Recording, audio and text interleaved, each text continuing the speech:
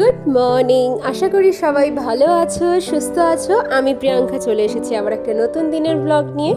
আর এখানে ঘুম থেকে উঠেই আমি আগে কিচেনে এসে গেছি। আর ইন্দিরাও যেহেতু ঘুম থেকে উঠে পড়েছে, ওই জন্য ওকে একটু জল গরম করে একটু হানি আর লেবু দিয়ে এলাম। তো স্বাগতমও এবারে স্নান করতে যাবে, তাই আমি বললাম স্নানে যাওয়ার আগেই খালি পেটে এটা খেয়ে যেতে। তো কালকে তো সারাদিন খুব ভালো কাটলো, আগেই বলেছি। আর তার সাথে রাত্রে যেহেতু ইন্দিরা ছিল, দুই বন্ধু অনেকদিন পরে একসাথে ঘুমাচ্ছিলাম, তাই অনেকটা রাত গল্প করতে করতে কখন ঘুমিয়ে গেছি জানি না, কিন্তু অনেক রাত অবধি বেশ দুজনে গল্প করছিলাম। তো আজকে তো আমাদের সোমবার নিরামিষ, তাই জন্য এখানে প্রথমে বসিয়ে দিয়েছি একটু আম ডাল, কেননা ইন্দিরাও আম খেতে ভালোবাসে, টক ডাল খেতে ভালোবাসে, আর আমরা তো ভালোবাসি।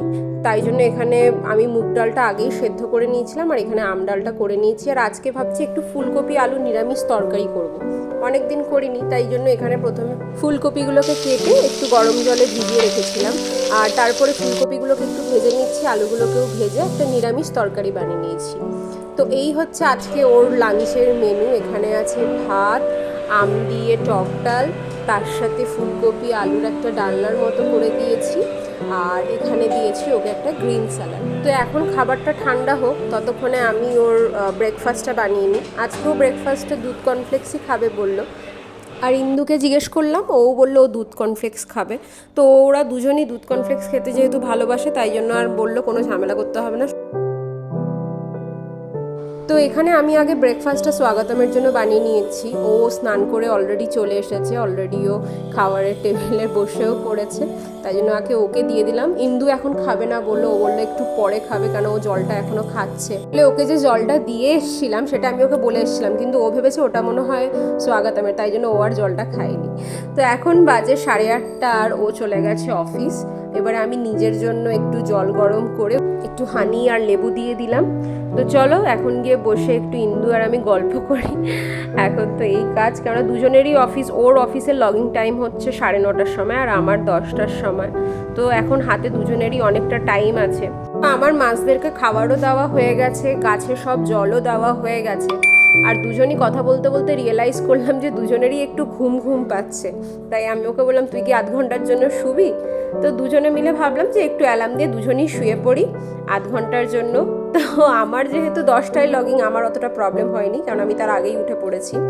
আর ইন্দু কি করেছিল, ঘুমাতে যাওয়ার আগেই লগিং করে তারপরে ঘুমাতে গেছিলো। তো ঘুম থেকে উঠে আমি ওকে দুধ কর্নফ্লেক্স দিয়ে দিয়েছি, আর আমি নিজের জন্য করে নিয়েছি একটু দুধ চা। আজকে তো পুজো আছে, তাই জন্য দুধ চাই করে নিয়েছি।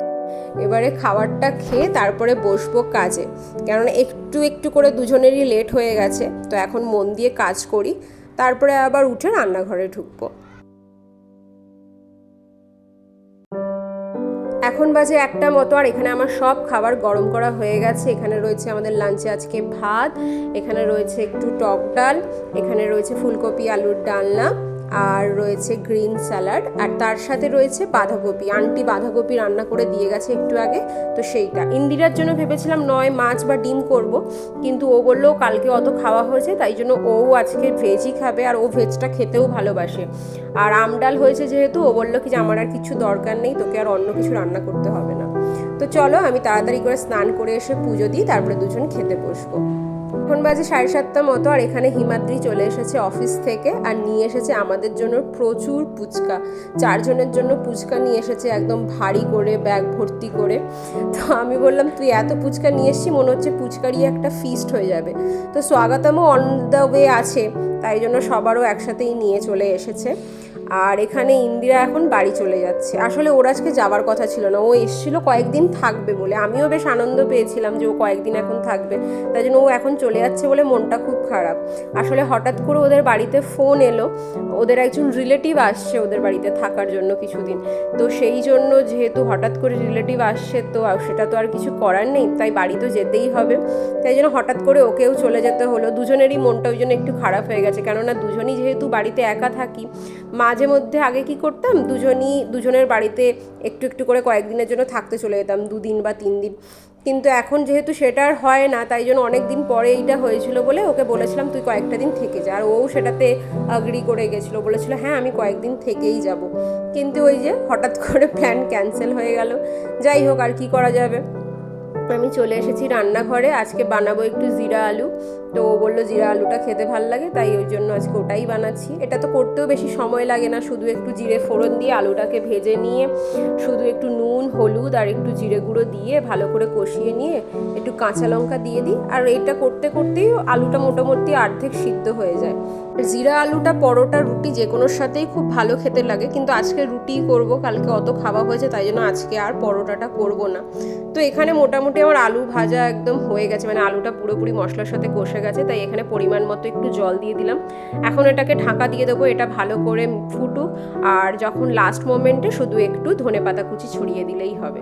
তো এই হচ্ছে আমাদের আজকের মেনু, জিরা আলু। আর দুজনের দুটো দুটো করে রুটি করে নিয়েছি, কেননা দুজনেরই ফুচকা খেয়ে ভীষণ পেট ভরে গেছে, তাই জন্য ও বললো দুটোর বেশি রুটি খাবে না, আর আমি তো দুটো করেই রুটি খাই। তো চলো এবারে ডিনারটা দুজন সারি, তারপরে আবার হাঁটতে যাব।